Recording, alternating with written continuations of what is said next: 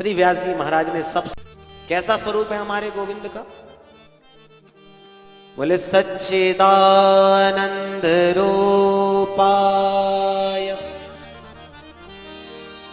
विश्वोत्पत्त्यादिहेतवे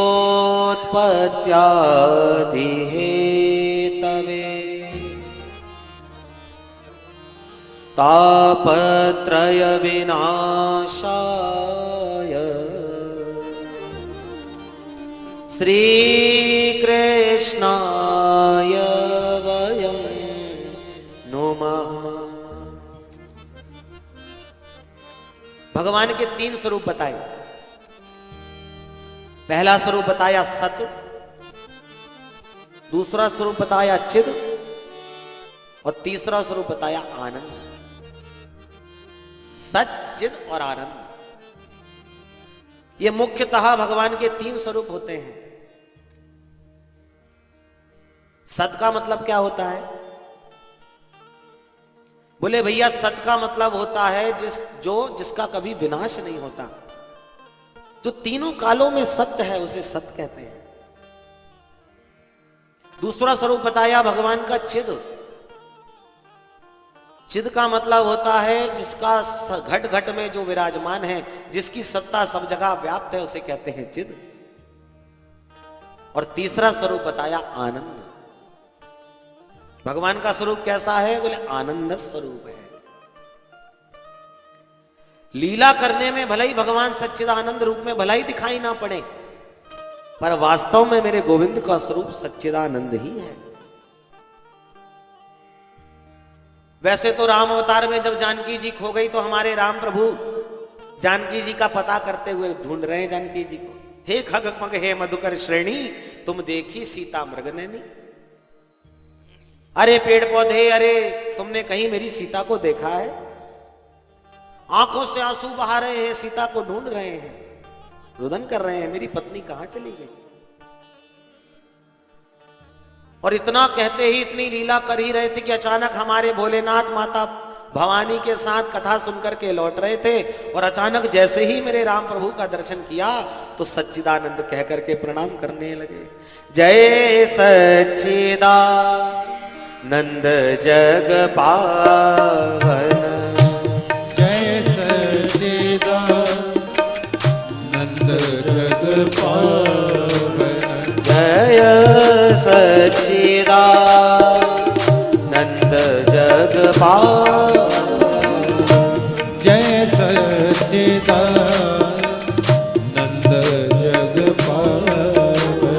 हस कही चले मनोजन सार, हस कही चले मनोजन सार, हस कही चले मनोजन सार, हस कही चले मनोजन सार।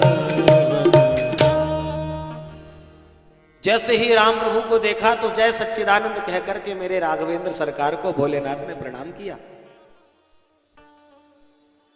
पर माता सती की सिर चक्कर में खा गया कि जिनको सच्चिदानंद कहकर के मेरे भोलेनाथ प्रणाम कर रहे हैं वो कहीं से भी सच्चिदानंद नजर नहीं आते। सत उसे कहते हैं जिसको सब कुछ ज्ञान हो, पर जिनको सब कुछ ज्ञान है वो अपनी पत्नी को ढूंढते फिर रहे हैं। चित उसे कहते हैं जिसकी सत्ता घट घट में विराजमान है, पर जिनकी सत्ता घट घट में विराजमान है वो अपनी पत्नी को ही नहीं ढूंढ पा रहे कि अपनी पत्नी कहां चली गई। और आनंद उसे कहते हैं जो हर पल हर समय आनंद में रहे, पर जो हमेशा आनंद में रहने वाले वो अपनी पत्नी के लिए आंसू बहाते हुए दुखी होकर के रुदन कर रहे हैं। तो कहीं भी हमारे प्रभु सच्चिदानंद नजर नहीं आ रहे, और हमारे राम प्रभु को भगवान भोलेनाथ सच्चिदानंद कहकर के प्रणाम कर रहे हैं।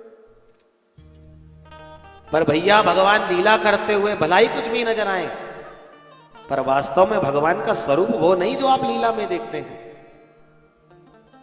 अब किसी पिक्चर में किसी हीरो को टांगा चलाते हुए आपने देख लिया, और टांगा चलाते हुए देखते देखते देखते अचानक एक दिन देखा कि भैया वो टांगा चलाने वाले हीरो की तो मुंबई में बहुत बड़ी बिल्डिंग बनी हुई है, और तुम कहो अरे राम राम, हमने तो इसे टांगा चलाते देखा था, ये तो बड़ा गरीब था, इतनी बड़ी कोठी कहां से आ गई इसके पास? बोले भैया वो तो अभिनय में टांगा चलाने वाला था, वास्तव में वो टांगे वाला नहीं है। वो तो बहुत बड़ा आदमी है, उसकी बहुत बड़ी कोठी है, बहुत बड़ा बंगला है, पर अभिनय ऐसा कर रहा है जिससे देखने वाले दृष्टा को लगे कि ये वास्तव में टांगे वाला है। इसी प्रकार हमारे गोविंद, हमारे राम प्रभु जब लीला करते हैं तो लीला में ऐसा अभिनय करते हैं कि फिर वहां ना वो सत नजर आते हैं, ना चिद नजर आते हैं, ना आनंद नजर आते हैं, पर वास्तव में मेरे गोविंद का स्वरूप सच्चिदानंद है, जो कभी त्रिकालावादित सत्वम, जो कभी नाश नहीं होता, जो हमेशा आनंद में रहता है, ऐसे मेरे गोविंद का स्वरूप है। अच्छा, करते क्या है भगवान?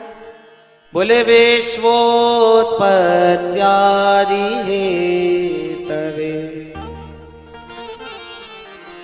विश्व का पालन, विश्व का सृजन और विश्व का संहरण, ये तीनों काम भगवान के हैं। जब मन होता है इस संसार को बना लेते हैं, फिर इस संसार को पाल लेते हैं, और समय आने पर इस संसार का संहरण कर देते हैं। यह भगवान का कार्य है। इसलिए भगवान को अंग्रेजी में गॉड कहा जाता है। गॉड शब्द का अर्थ क्या होता है? G-O-D, God. जी का मतलब होता है जनरेटर, बनाने वाला। ओ का मतलब होता है ऑपरेटर, चलाने वाला।